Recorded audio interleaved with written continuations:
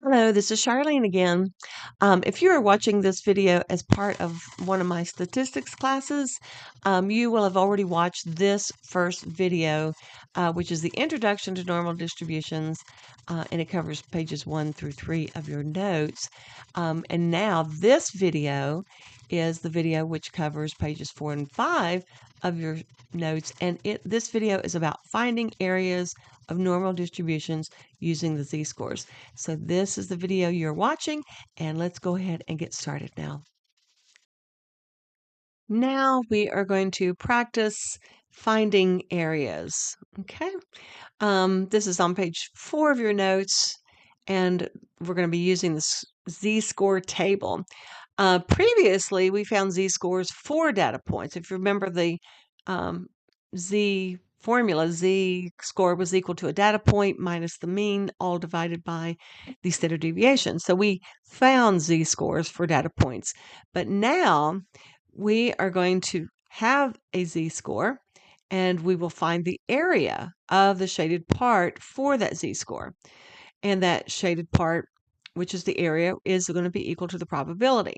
So if you'll look over here, I have negative 1.5. That is my z-score. So see, we have a z-score.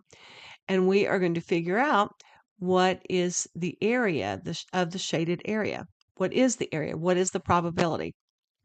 Okay, so we're going to pull up our z-score table. Z-score table. So this is what it looks like. Z-score areas for a standard normal distribution. This is the negative side. Okay, so, and this is a negative z-score that we have, negative 1.5. So again, look at my score table. Negative 1.5 gives me 0.0668. So that is going to be the area for this blue shaded area. So 0.0668 is the area defined by the blue shaded space.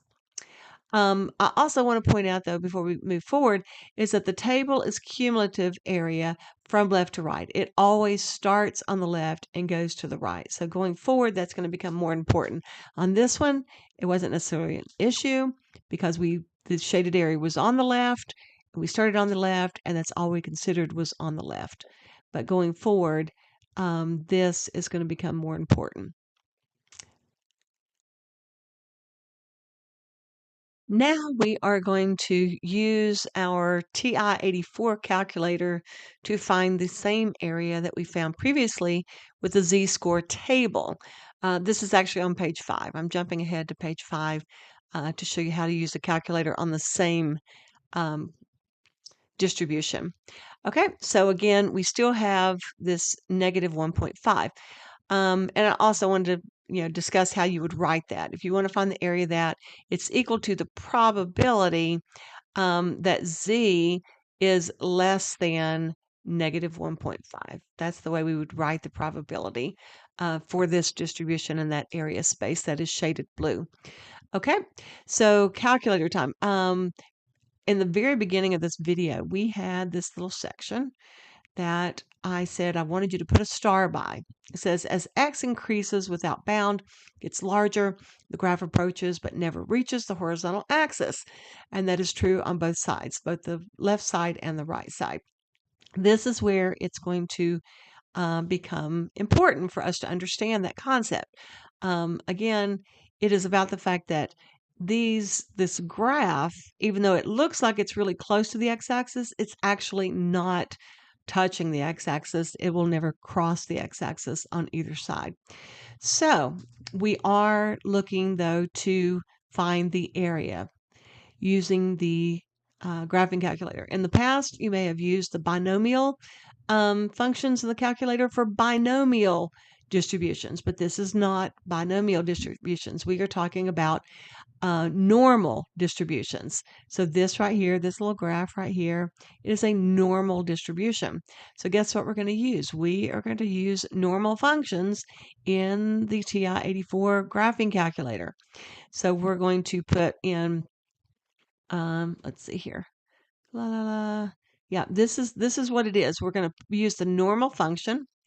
Remember, we said that these areas are cumulative from left to right. We start at the left and we go to the right. So we're going to use a cumulative function. It's a normal distribution.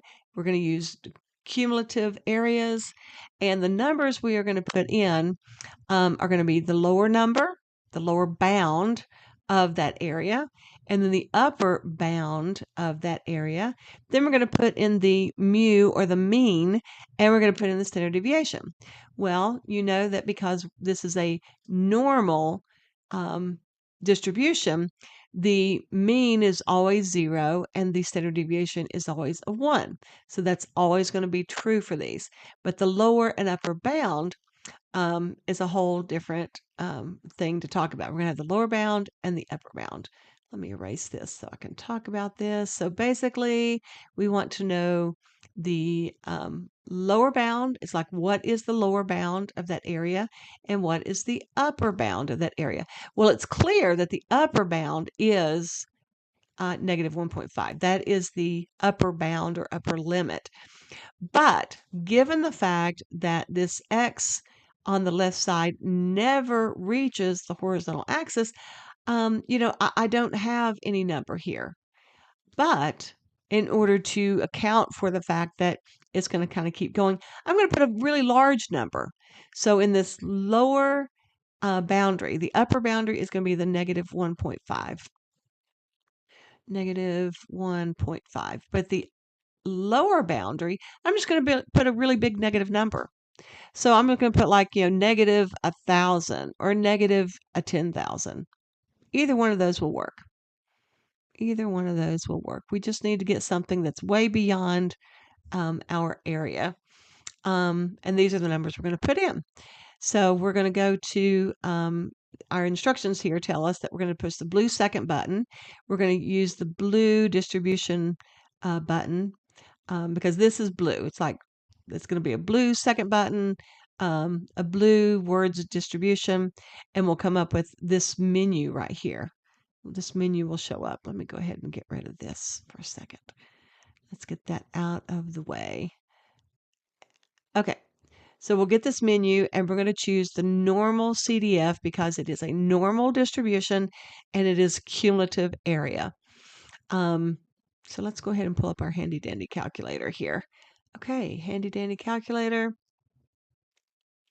And we're going to clear that out just because it makes me happy. Then we're going to go to blue second button, blue word distribution. And we're going to choose the normal CDF because it's a normal distribution and it is a cumulative area. So I'm going to choose number 2, enter.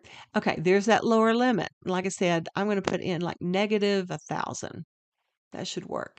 And then the upper is our upper limit, negative 1.4. Make sure you use the negative for a negative number, not the subtraction sign. So negative 1.5. And then my mu is my mean on a normal distribution. My mean is always 0. And on a normal distribution, my standard deviation is always 1. So now I'm just going to keep pushing enter, enter. And there I can confirm what I put in there. I put in negative 1,000 for the lower bound. I put in negative 1.5 as the upper bound, my mean of 0 and my standard deviation of 1, and I push enter. And it gives me the same value that it gave me when I was using the z-score table. Let's see. Yep, so here we go. Oh, it's the same one right here. So normal CDF, and it gives me the same number as the z table. 0.0668. So that is the area that is shaded in blue. That's the area. Alrighty then. Let's go to the next thing. Now we're going to go back to page 4, and we're going to use the z-score again. This setup is a little bit different because the blue shaded area is on the right of the z-score. The z-score is right there, and it's on the right. And the way that we would write this is that the area the area is equal to the probability that z is greater than negative 2.3. So all the shaded area is on the right side, so it's greater than the negative 2.3. So that's why we would write it. We are going to use our z-score, but here's the thing is that you remember I said that the cumulative area is always from left to right. So we're going to look up the z-score table for negative 2.3 first. Okay, so negative 2.3, if I look on the table, it says negative 2.3 is 0.0107. So that's negative 2.3. The area on the z-score table is equal to 0.0107.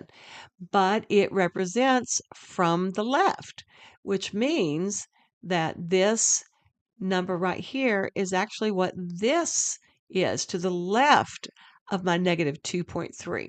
But I don't want that. So basically, I am going to have to take the whole thing and subtract off what I do not want in order to get what I do want. So I'm going to do the whole thing minus what I don't want, and then that is going to be equal to what I do want.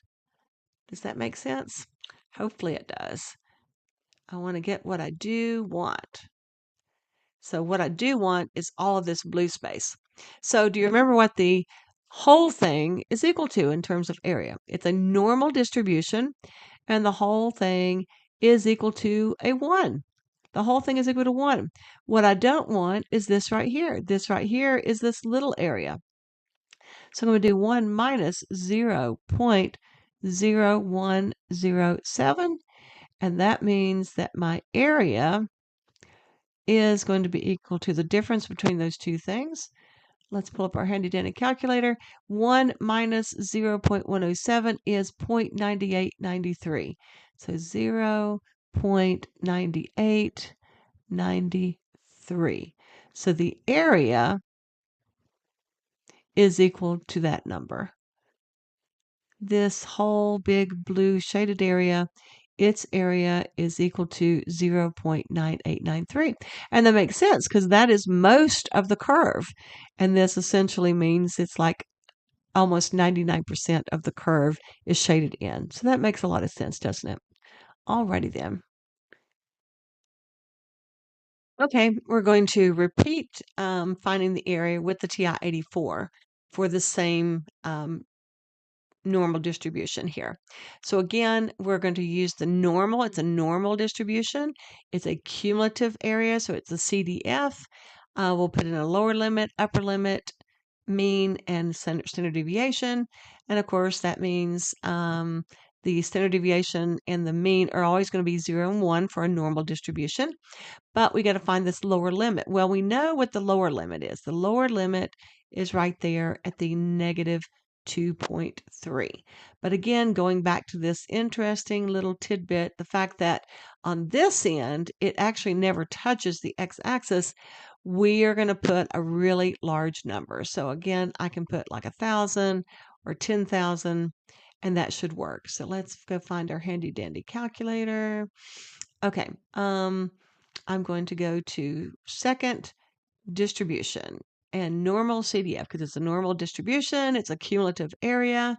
So number 2, and then the lower end again is going to be on the left side, negative 2.3. So it's, and use the negative down below, not the minus sign. So negative 2.3 is the lower limit. The upper limit is going to be some really big positive number. So I'm going to put 1,000 in there. And then my mu, which is my mean, is 0. My standard deviation, represented by the sigma, is a 1. That's all still correct. So I'm going to keep going. Enter, enter. There I can confirm what numbers I put in. Enter again. And it gives me 0.98927. 0.98927. And that is rounded up exactly what we got on the first time we did it with the score, the z-score table. So the area is equal to 0.9893. 3. Okay, so it's pretty easy work with the graphing calculator as long as you use the normal CDF function. Okay, we are going back to page 4 and using the z-score table. Um, this one has two z-scores, and we are going to find the area that's in between the two z-scores. The way that we write that is that the area is equal to the probability that negative zero point 0.7 is less than the z is less than 1.2, which essentially means that the z area is in between these two z-scores. Okay. But this one is different. And again, we've got to consider this idea that the area is a cumulative area from left to right. So let's look at the z-score. If you notice on this negative, this is the negative z-scores, which are on the left side of the distribution, but the area is on the left. When I go down to the second page, this is positive z-scores, which happen to be on the right side of the distribution. However, the area is still on the left. So that is that idea that it is from left to right. So it is going to consider from left to right. However, it stops right there. The whole thing that I want to consider is going to be all of this from the left. I actually do not care at all about this. I only care about the area to the left of this 1.2. So I can go ahead and find that. I can say the whole thing, and that's the whole thing. That is the whole thing. The whole thing is the area on the left of 1.2 minus what I don't want. Well, what do I not want? I do not want, let's find a marker here. I do not want any of this. It's like, I don't want any of that. So therefore, I need to subtract off the area that is to the left of the negative 0.7. So the area to the left of 1.2 is the whole thing that I want, minus what I don't want, which is to the left of negative 0.7. So this is what I'm going to look up on my z-score table. I'm going to look up the left area for 1.2, and I'm going to subtract off the left area for negative 0.5. So let's go find our z-score. So the first one is 1.2. So I'm on the positive side, 1.2. 1.2 is right there. Let me go grab that right quick. 1.2.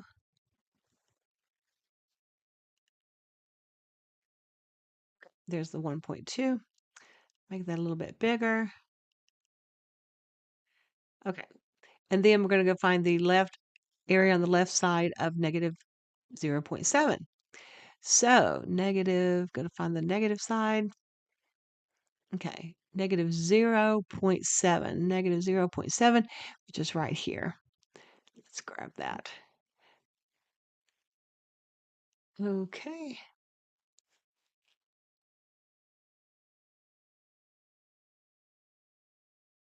Okay, so we basically want to say this area, which is right there, and minus this area, which is this one right here.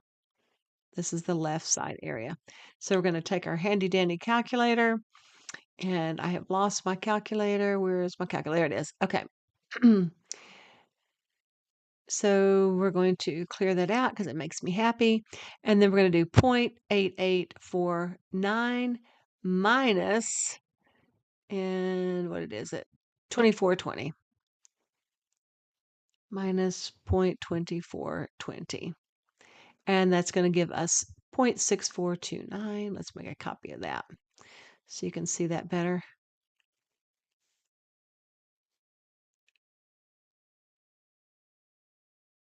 Okay, so that means that the area for this probability or normal distribution, it's like here's my normal distribution, and we're looking for the blue area. The area for that blue area is going to be equal to 0.6429. Okay. Okay, we're back to page 5, so we can use the TI-84 calculator to find the area shaded by blue. And again, the normal CDF, because it's a normal distribution, it's a cumulative area. Anytime you're talking about a normal distribution, your mean and your standard deviation are always going to be 0 and 1. And they've clearly given us the lower and the upper. Here is the lower and here is the upper. So this one's going to be relatively simple. So we're going to go to our handy dandy calculator and go find second distribution. Go find the normal CDF, normal distribution, cumulative area.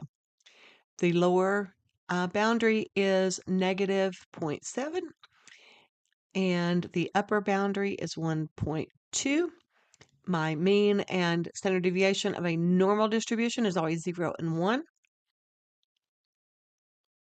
And then I can check and see if my numbers are correct. And this gives me negative 64.29.6. Okay, this gives me more decimal points than my z-score table. So therefore, it's going to be off just a little bit from the z-score table. And this does happen from time to time. And that's okay. It's just okay. Okay, let's go put it up here. Okay, so like I said, we got actually 6.29 from the z-score table, but we are going to round this to 0.6430. Yeah, we're going to go ahead and round that. So anyway, the area designated by the blue shading is equal to this equation, and when we use our calculator, our TI-84, by using the normal CDF function, it gives us an area of 0.6430. Okay. Finding the cumulative area under the curve. And of course, in this particular picture, this normal distribution, it is the kind of maroon shaded area here. They want us to find the area of the shaded region under the standard normal curve using the z-score tables, but we're not going to use the z-score tables. We're going to use our TI-84. So find the cumulative area to the left of the z-score, negative 1.28, and we would write that as the probability that the z is less than 1.28 because it is less than or to the left of that z-score. Okay, so we're going to use our normal CDF function in our calculator. So let's go find our calculator, normal CDF. And of course, here's what's interesting also. If you have a normal CDF already pulled up in your calculator, you don't actually have to go to the distribution and get it. You could just up arrow to that function right there and bring it down and then backspace over it to give it what you need. Okay, so do you remember what we need for this end over here? Does it actually touch the x-axis? No. So we're going to put a really large lower number. So we're going to say like negative 1,000.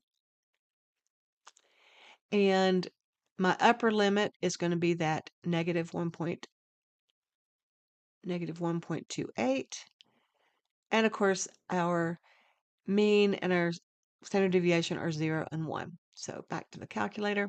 Okay, so I'm going to type over top of this stuff, but I'm going to actually scoot things over. So I'm going to put blue second button, blue insert, and it'll scoot everything over. So I'm going to say negative 1,000.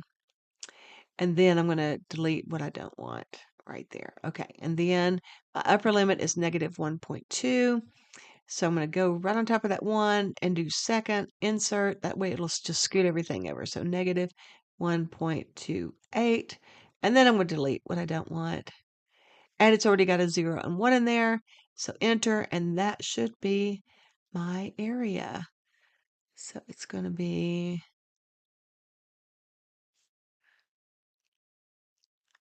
okay, got to get it in here. Should be this right here. So the area defined by this shaded region is going to be equal to 0.1127, which I'm going to round that to 0.1003. So my area is equal to the probability that z is less than negative 1.28, and it is equal to 0.1003. That is that area right there that's shaded. This video has been brought to you by Connect the Dots Online Math Tutoring. Before you leave, click on the like button and the subscribe button, and have a wonderful day.